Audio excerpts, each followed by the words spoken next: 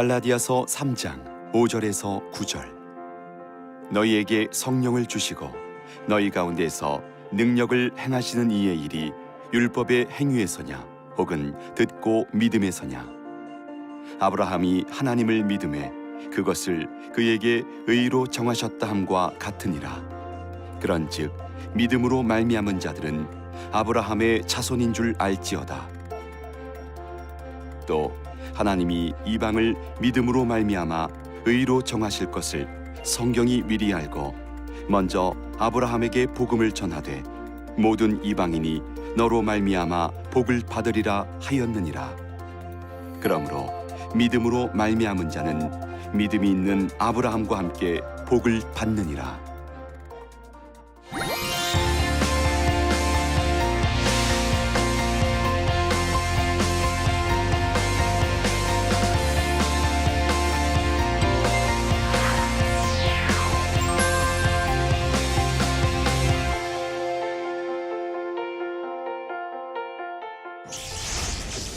안녕하십니까. 시광교회를 섬기고 있는 이정규 목사입니다. 계속해서 이제 갈라디아서 5번째 강의인데요. 지난번에는 이제 복음, 특히 복음이 말하는 이신칭의가 이제 교회 내에서 어떤 문화를 낳는지에 대해서까지 우리가 살펴봤습니다. 오늘은 이제 3장 1절부터 14절을 다루면서 이 이신칭의가 조금 더 이제 심화됩니다. 그래서 이 성령으로 말미암은 능력이 어떻게 우리에게 이제 믿음으로 말미암아 주어지는지, 그리고 거기에 연계된 이제 구약 성경의 여러 가지 논쟁들을 바울이 다루는데요. 이제 오늘의 포인트를 간단하게 짚어보면은 이제 먼저 1절부터 5절을 통해서 이제 우리가 어떻게 성령을 받았는가에 관해서 이야기를 하고요. 그 다음에 6절부터 9절을 통해서 아브라함은 어떻게 의롭다 하심을 받았는가, 그리고 10절부터 14절까지를 통해서 우리는 어떻게 율법의 저주에서 벗어났는가, 이렇게 전반적으로 살펴보도록 하겠습니다.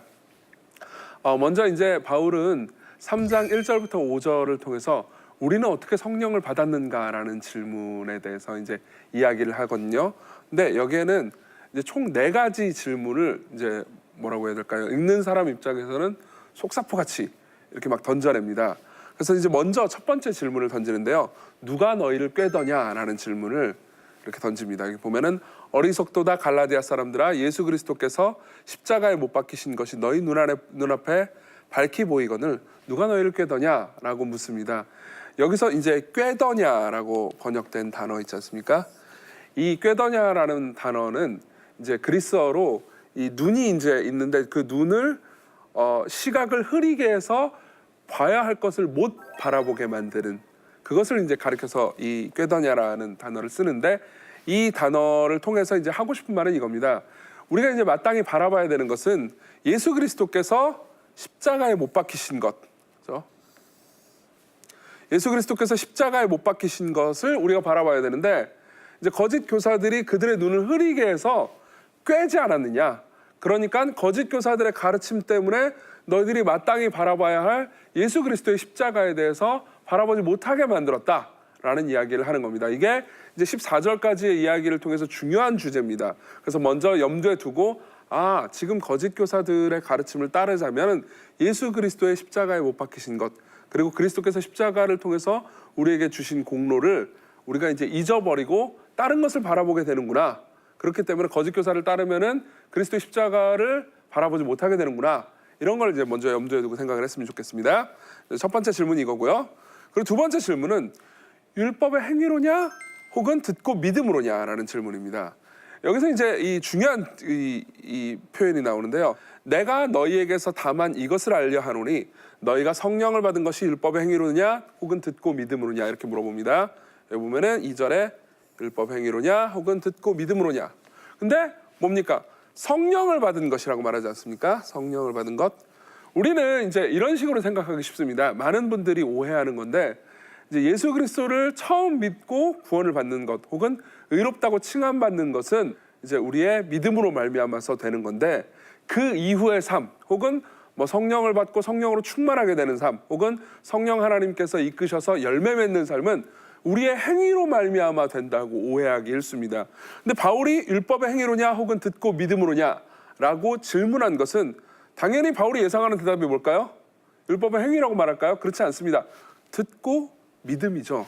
그리고 그 다음 절도 보면요. 5절을 보겠습니다. 5절을 보면 너희에게 성령을 주시고, 자, 너희 가운데서 능력을 행하시는 이의 일, 성령을 주시고요. 이것도 역시 똑같이 물어봅니다. 율법의 행위에서냐, 듣고 믿음에서냐, 이렇게 물어보는 거죠. 이게 재밌는 게 이 갈라디아서 아닙니까? 그죠? 근데 갈라디아 지방을 이제 바울이 전도한 기록은 이 사도행전 14장에 나옵니다. 나면서부터 못 걷게 된 사람을 일으키는 기적도 행했고요. 그리고 당시에 갈라디아 지역 사람들이 바울이 복음을 전할 때 바울이 일으켰던 여러 가지 기적들을 아직도 생생하게 기억할 때거든요. 근데 그걸 이제 생각해 보면은 갈라디아 사람들이 이 질문에 대해서 뭐라고 대답해야 되는지는 굉장히 분명해집니다. 바울이 거기 가서 기적을 행하고 또 성령님의 능력을 나타냈을 뿐만 아니라, 그리고 그들이 바울의 복음을 듣고 성령으로 충만해진 것은 그들이 율법의 행위를 잘 지켜서가 아니고, 율법의 행위는커녕 율법이 뭘 말하는지도 모르고 있었어요. 그런데 뭡니까? 바울이 예수 그리스도를 전하고 예수 그리스도께서 그들을 위해서 무슨 일을 행하셨는지에 대해서 듣고 믿었을 때, 다시 말하면 율법이 뭘 지켜야 되는지에 대해서, 율법의 어떤 부분을 지켜야 되는지에 대해서 아무것도 모를 때, 오직 예수님밖에 못 들었을 때 그들이 성령을 받았고요. 또 성령께서 행하시는 능력을 체험했거든요. 그러니까는 그들이 대답해야 되는 이 바울의 질문에 대한 답은 분명하죠. 율법의 행위가 아니고 듣고 믿음입니다. 우리가 이제 여기서 생각해야 되는 것도 동일합니다. 우리가 예수님을 처음 믿고, 그리고 그 다음부터 이제 우리는 우리 안에 내주하신 성령 하나님의 인도하심과 그분이 베푸시는 능력으로 살아가거든요. 근데 그분이 내주하심 뿐만 아니라 그분이 앞으로 이제 살아가는 삶 전체에서 그 능력을 행하시는 일, 그리고 특히 우리 마음 가운데 인격적인 변화, 성령의, 이제 나중에 우리가 살펴볼 건데요, 성령의 9가지 열매, 이런 것들도 있습니다. 그죠? 이런 여러 가지 열매들은 율법의 행위로 우리가 의지를 가지고 열심히 지키려고 노력해서 얻어질 수 있는 것이 아니고, 우리가 복음에 대해서 듣고 믿음으로 예수 그리스도를 바라봄으로써 얻을 수 있는 거거든요. 예를 하나 들어보도록 하겠습니다. 이제 우리가 신앙생활을 하면서 겪는 가장 큰 문제 중에 하나가 이제 탐욕 아닙니까? 그죠? 더 많은 돈과 더 많은 물질을 가져서 이제 내가 평안하고 싶어하는 마음이 있지 않습니까? 이런 것들을 극복하는 방법은 단순히 탐욕이 죄고 이건 나쁜 거고 행하지 말아야 되고, 이걸 행하면 하나님께서 나를 뭐 저주하시거나 미워하시거나 나를 최소한 싫어하실 거야, 이런 식으로 생각하는 것은 실제로 우리가 탐욕을 이기는데 아무런 도움이 되지 않습니다. 오히려 예수 그리스도께서 우리를 위해서 십자가에 못 박혀 죽고 부활하심으로써 우리를 하나님께서, 하나님과 우리가 아무런 상관없었는데 하나님께서 우리 아버지가 되셨습니다. 우리 하늘 아버지는 계속 우리를 필요한 것들을 공급해 주시고 우리의 가장 중요한 것들을 채워주실 거예요. 여기에 대한 믿음이 오히려 내가 더 많은 걸 가지고 싶고 또 물질 때문에 많은 좋은 귀한 것들을 포기하고 싶어하는 마음을 이기게 만들 수 있습니다. 그렇기 때문에 바울이 생각하는 참된 능력의 길, 그리고 성령님의 능력을 공급받는 길은 율법의 행위가 아니고 오히려 듣고 믿음인 거죠. 자, 그 다음 세 번째 질문으로 넘어가겠습니다. 바울의 세 번째 질문은 성령으로 시작했다가 육체로 마치겠느냐라는 질문인데요. 자, 설명해 드리겠습니다. 너희가 이같이 어리석으냐, 성령으로 시작하였다가 이제는 육체로 마치겠느냐라는 말인데요. 이제 바울은 이렇게 얘기하는 거죠. 너희들의 예수 그리스도를 믿는 것과 예수님으로 말미암아서 특히 성령님의 능력으로 받은 여러 가지 은혜들이 다 은혜로, 다시 말하면 성령으로 시작했는데 이제 육체로 마치겠느냐라고 얘기하는 거죠. 그렇죠? 여기서 이제 육체라고 돼 있는 단어 있지 않습니까? 이 육체라는 것은 뭘 의미하냐면은 이제 이 히브리서 9장에 보면은 이런 것은 먹고 마시는 것과 여러 가지 씻는 것과 함께 뭐라고 말하냐면은 육체 예법일 뿐이며 라고 말하거든요. 이 육체 예법이라는 단어를 이제 줄여서 육체로 마치겠느냐라고 물어보는 것입니다. 그러니까는 이제 바울의 질문은 이런 거죠.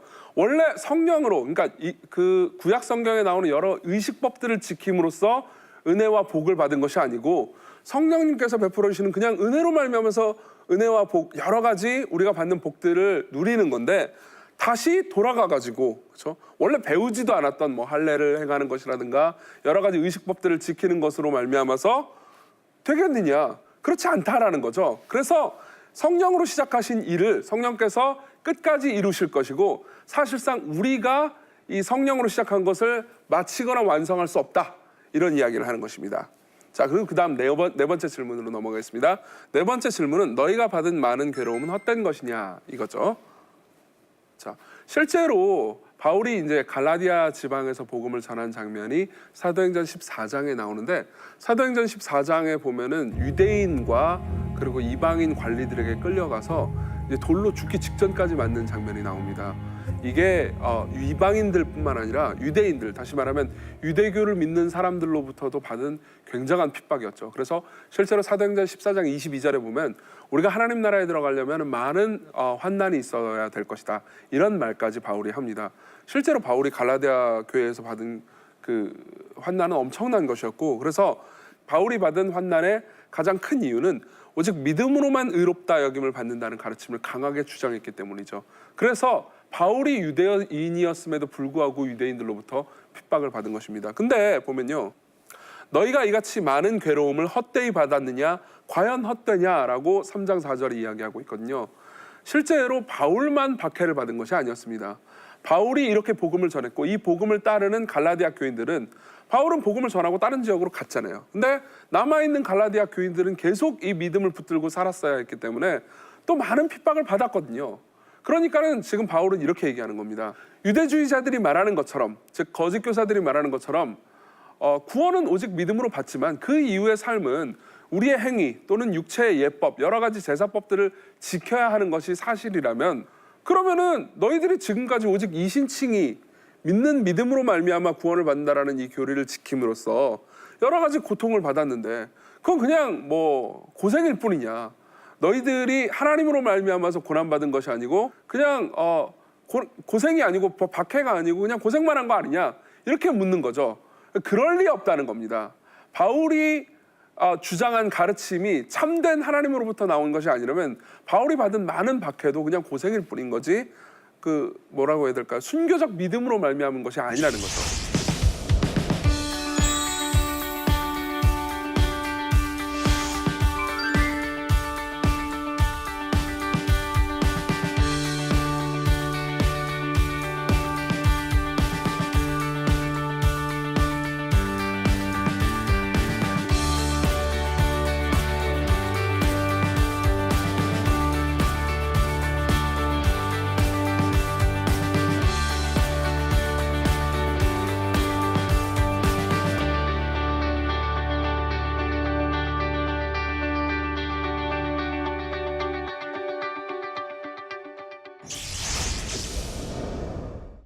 자, 그리고 두 번째로 이제 바울은 이 6절부터 9절, 6절부터 10절 부분까지 해서 이제 아브라함은 어떻게 의롭다함을 여김을 받았는가, 즉 이제 좀 신학적인 문제로 들어갑니다.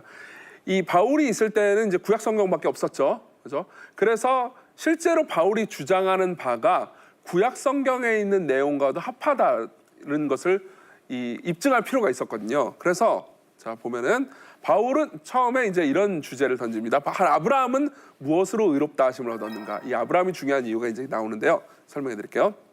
자, 3장 6절은 이렇게 얘기합니다.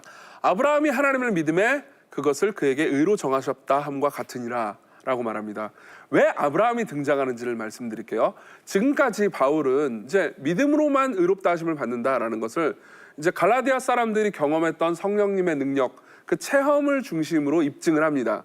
근데 이제 구약 성경으로 넘어가서요, 바울은 이제 아브라함이라는 샘플을 들이댑니다.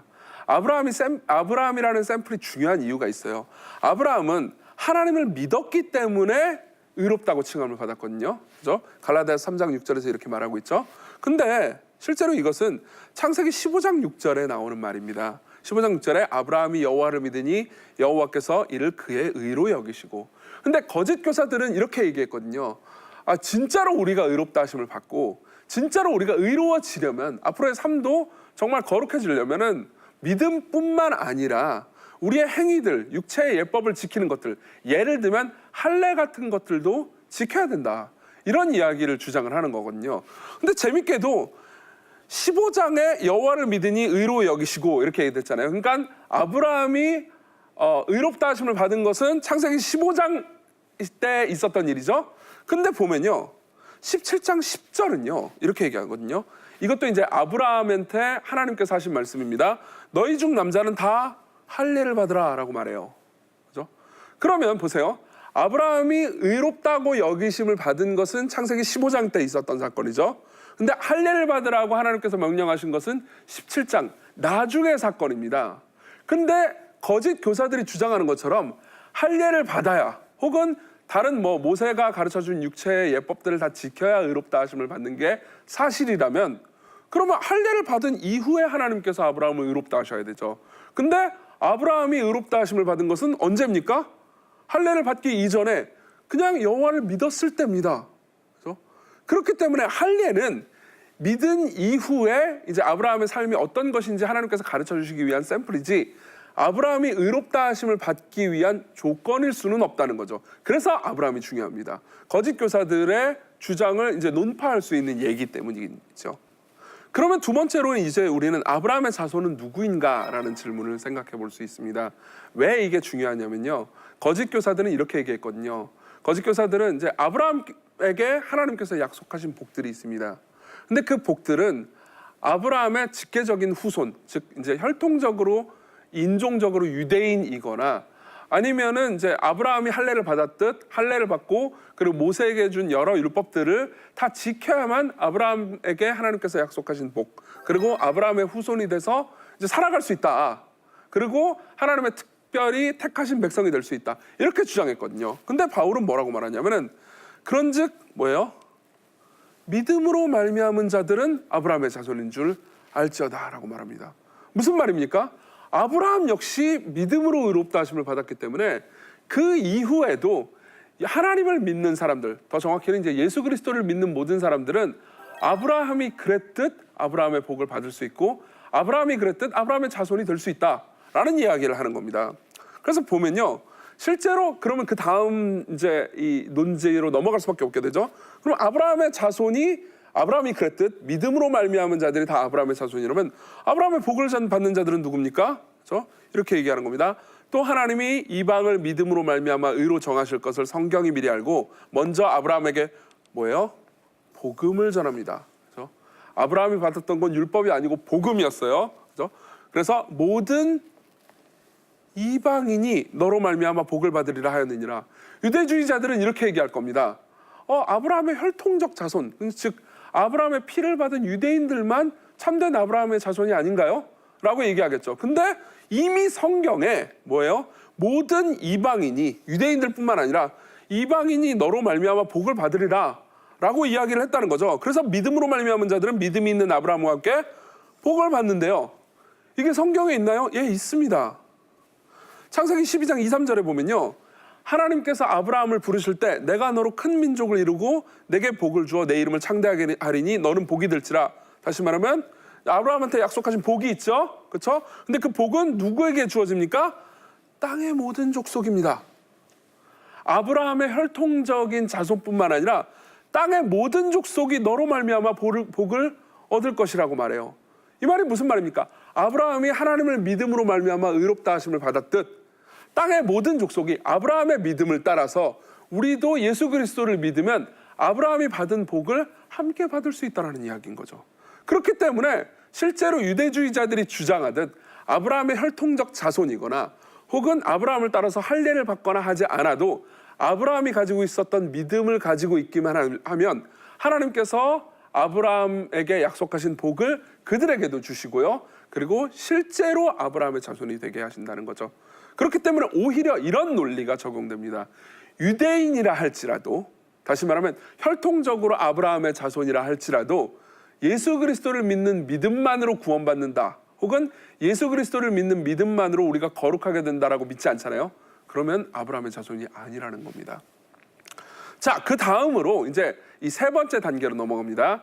이제 아브라함의 복을 그리고 이제 오직 믿음으로 말미암아 아브라함의 자손이 될 수 있다라는 이야기를 이제 바울이 한 다음에 뭐라고 말하냐면 우리는 어떻게 율법의 저주에서 벗어나는가라는 방식으로 이제 종합을 하려고 합니다. 자, 보세요. 율법 준수로 의롭다 하심을 받으려고 한다면 안 지킨 저주는 어떻게 되는 것인가? 이제 바울이 이제 주요하게 주장하려는 논지인데요. 좀 설명을 해볼게요. 이제 3장 10절에 보면 이렇게 얘기를 합니다. 무릇 율법 행위에 속한 자들은 저주 아래 있나니 기록된 바 누구든지 율법책에 기록된 대로 모든 일을 항상 행하지 아니하는 자는 저주 아래 있는 자라 하였음이라라고 말합니다. 이제 바울은 그동안 이제 유대주의자들의 공격에 이제 방어만 했거든요. 근데 적극적으로 유대주의자들한테 공격을 합니다. 뭐라고 공격을 하냐면 너희들은 율법을 지킴으로써, 그러니까 오직 예수님을 믿는 믿음만으로 거룩하고 의롭게 되신다고 말하는 게 아니고 율법을 지킴으로써 의롭게 된다고 얘기하는데, 실제로 성경에 보면은 율법책에 기록된 대로 모든 일을 항상 행하지 아니하는 자는 저주 아래 있다 라고 얘기한다는 거죠. 그러면은 우리는 생각해 볼 수 있습니다. 아, 진짜 그러네? 생각해보면 신명기에 보면요, 이 율법의 말씀을 실행하지 아니하는 자는 저주를 받을 것이라 할 것이요 모든 백성은 아멘할지니라. 그런데 생각해 보십시오. 가장 율법을 열심히 지키려고 하는 사람도 율법을 지키다 보면 자신이 율법을 다 지킬 수 없다는 것을 알게 됩니다. 만일 너희들이 말하는 것처럼 율법을 다 지켜야 우리가 하나님께 의롭다 하심을 받을 수 있다고 주장한다면, 그럼 다윗도 율법을 못 지켰는데 다윗도 그럼 하나님의 저주 아래 있겠네? 율법을 다 지키지 않는 사람들은, 다시 말하면 이 율법의 말씀을 실행하지 않는 사람은 결국 저주 아래 있는 거니까. 그렇죠? 그럼으로써 유대주의자들이 틀렸음을 얘기합니다. 근데 그러면 이 율법의 말씀 우리 지킬 수 없잖아요. 그럼 우리는 어떻게 저주에서 벗어나서 은혜를 받을 수 있습니까? 물론 우리가 답을 다 알지만 바울은 이렇게 얘기하죠. 이제 한 번 더 이야기합니다. 또 하나님 앞에서 아무도 율법으로 말미암아 의롭게 되지 못할 것이 분명하니 이는 의인은 믿음으로 살리라라고 말해요. 근데 율법은 믿음에서 난 것이 아니니 율법을 행하는 자는 그 가운데서 살리라라고 말합니다. 살리라라는 단어가 2번 나오죠. 그렇죠? 이러므로써 바울이 이야기하고 싶은 것은 2가지 살아나는 방법에 대해서 이야기를 하는 겁니다. 하나는 뭐예요? 믿음으로고요. 하나는 율법을 행하는 거죠. 그렇죠? 그러면 이미 바울은 아까 율법에 있는 자들, 율법을 다 행함으로 의롭다함을 받으려고 하는 사람들은 율법을 다 지켜야 되기 때문에 사실상 저주 아래 있을 수밖에 없다라는 것을 논증을 했습니다. 그러니까는 이 살리라라는 표현을 쓰긴 하지만 실제로 율법으로 인간이 살 수 있습니까? 없습니까? 없지요. 오히려 믿음으로 살리라라는 말을 더 강조하고 싶은 겁니다. 그러면은 우리는 이런 생각을 할 수 있습니다. 우리가 어쨌든 율법을 어긴 건 사실인데 율법을 어기면 형벌을 받아야 되잖아요. 근데 단순히 믿음을 가졌다라는 이유로 의롭다 하심을 받는다는 게 말이 되나요? 우리가 저지른 모든 죄악들, 그리고 우리가 율법을 안 지키는 것들은 어쨌든 처벌을 받아 마땅하지 않습니까? 그렇죠? 그런데 이 성경은 이렇게 얘기합니다. 그리스도께서 우리를 위해서 저주를 받았습니다. 그렇죠? 즉 처벌은 끝난 겁니다. 이 성경에 보면요, 자 보세요. 크게 소리질러 이르시되 엘리 엘리 라마 사박다니 하시니 이는 곧 나의 하나님 나의 하나님 어찌하여 나를 버리셨나이까 라고 말합니다. 여기 보면 뭐라고 말합니까? 어찌하여 나를 버리셨나이까. 그렇죠? 우리는 예수님께서 십자가에 못 박혀 죽으신 것을 보면서 예수님의 육체적 고통만 생각하기 쉽습니다. 실제로 예수께서는 그 십자가상에서 굉장한 육체적 고통을 당하셨어요. 그렇지만 예수님께서 당하신 고통은 육체적 고통뿐만이 아니었고요. 그게 예수님께서 당하신 가장 큰 고통도 아니었습니다. 예수님께서는 창세 전부터 성부 하나님의 사랑을 받고 성부 하나님을 사랑하신 완전한 하나님이셨죠. 그런데 자신을 버리십니다. 그러면 왜 예수님께서 하나님으로부터 버리심을 받으셨을까요? 예수님께서는 이 땅에 오셨을 때 자기 백성들 모두의 죄를 지고 십자가에 달리셨습니다. 그렇기 때문에 예수님은 죄가 없으시지만 예수 그리스도를 따르는 모든 백성들, 예수님을 믿는 모든 백성들의 죄를 다 지셨기 때문에 십자가에서 예수님은 죄의 덩어리가 되셨습니다. 그리고 성부 하나님은 거룩하신 분이기 때문에 비록 예수님을 사랑하시지만 예수님을 믿는 모든 사람들의 죄를 예수께서 지고 계셨기 때문에 예수님을 향해서 저주를 쏟아부으셨죠. 그래서 예수님께서는 이렇게 하나님께 간구하시는 겁니다. 하나님 어찌하여 나를 버리십니까? 실제로 여기서 우리는 예수님께서 하나님으로부터 버리심을 받았다는 것을 알 수가 있죠. 앞부분으로 다시 넘어가겠습니다. 갈라디아서 3장 13, 14절에 보면 이런 말씀이 있습니다. 기록된 바 나무에 달린 자마다 저주 아래 있다고요. 이게 신명기의 말씀을 인용한 건데 예수님께서 나무에 달리셨습니다. 십자가에 달리셨죠. 저주 아래 있습니다. 누구의 저주 아래 있습니까? 하나님의 저주 아래 있습니다. 우리가 율법을 행하지 않음으로써 받아야 되는 모든 저주들을 예수님께서 받으셨기 때문에 우리가 비록 율법을 행하지 않더라도 예수님께서는 우리가 행하지 않은 모든 저주를 다 받으셨기 때문에 우리는 더 이상 저주받지 않습니다. 그래서 예수 그리스도를 믿는 믿음 안에서 아브라함의 복이, 아브라함도 죄를 지었고요, 다윗도 죄를 지었고 우리도 죄를 지었습니다. 그렇죠? 그렇지만 우리는 저주받지 않습니다. 예수님께서 저주를 받으셨으니까요. 그래서 뭐예요? 아브라함의 복이 이방인에게 미치게 하고 또 우리로 하여금 믿음으로 말미암아 성령의 약속을 받게 된 거죠. 그래서 바울은 이렇게 얘기합니다. 하나님께 감사하리로다. 너희가 본래 죄의 종이거더니 너에게 전하여 준 바 교훈의 보훈을 마음으로 순종하여 죄로부터 해방되어 의에게 종이 됐다고요. 더 이상 우리는 예수 그리스도께서 이미 저주를 받으셨기 때문에 저주 아래 있지 않습니다. 자, 전체적으로 이제 내용을 정리하고 끝내겠습니다. 적용할 점이 뭘까요? 첫 번째로 우리가 생각해야 되는 것은 이제 바울이 앞부분에 말했던 건데 칭의뿐만 아니라 성화도 믿음으로 받는다는 사실입니다. 예, 제가 용어를 써서 이제 헷갈리실 수 있는데 설명을 다시 해드릴게요. 처음에 예수 그리스도를 믿는 믿음으로 의롭다 하심을 받는 것뿐만 아니라 이후의 모든 삶들 있지 않습니까? 그것도 우리는 믿음으로 말미암아서 하나님께로부터 선물로 받습니다. 여기에는 우리의 행함과 의지적 노력이 들어있는 것처럼 보이지만 그것만이 아닙니다. 성령님께서 우리에게 은혜로 베풀어 주시는 능력이 있고요. 그 은혜로 베풀어 주시는 능력은 오직 믿음으로만 말미암아서 우리가 받을 수 있습니다. 이게 이제 우리가 생각해야 되는 거고요. 그리고 두 번째로는 예수님을 믿는 자들에게 저주는 없다는 겁니다. 이게 아마 바울이 이 섹션에서 1절부터 14절의 섹션에서 가장 강조하고 싶은 부분일 겁니다. 그리스도께서 십자가에서 하나님의 저주를 받으셨습니다. 그렇기 때문에 우리는 더 이상 저주가 없습니다. 이게 우리가 생각할 아주 중요한 자유의 토대가 되는데요. 이 예전에 이제 기독교계에서 많은 사람들이 오해했던 것 중에 하나가 우리가 예수님을 믿더라도 그 위에 있는 우리의 선대 뭐 조상이라든가 뭐 여러 가지 뭐 할아버지 위에 있는 사람들이 어떤 잘못을 했거나 어떤 뭐 나쁜 방식으로 저주를 받으면 우리가 이 소위 이제 가계 저주론이라고 해서 이제 한국 교회가 전체적으로 이단으로 정죄한 사상인데요. 부모님이나 뭐 할아버지가 무슨 잘못을 했기 때문에 우리도 무슨 잘못을 하지 않아도 저주가 있을 수 있다. 그렇기 때문에 그 저주를 끊기 위해서 뭘 해야 된다라는 잘못된 사상이 있습니다. 이게 무슨 교리가 잘못됐다라는 것만 말하고 싶은 것이 아닙니다. 오히려 우리가 생각하는 모든 저주스러운 것들 혹은 우리가 생각하는 모든 두려운 것들, 율법을 안 지켜서 내가 안 지켰거나 혹은 우리 뭐 부모나 선조가 안 지켰거나 혹은 다른 사람이 안 지켰거나 하는 것들 때문에 우리가 당해야 되는 모든 저주가 이제 끝났고 우리는 그리스도 안에서 자유롭게 될 수 있다는 것을 성경이 말해준다는 거죠. 이게 우리가 자유를 누릴 수 있는 가장 강력한 근거고요. 그리고 바울은 여기서 더 이제 우리를 자유롭게 해주는 여러 말씀들로 우리를 인도해 갈 겁니다.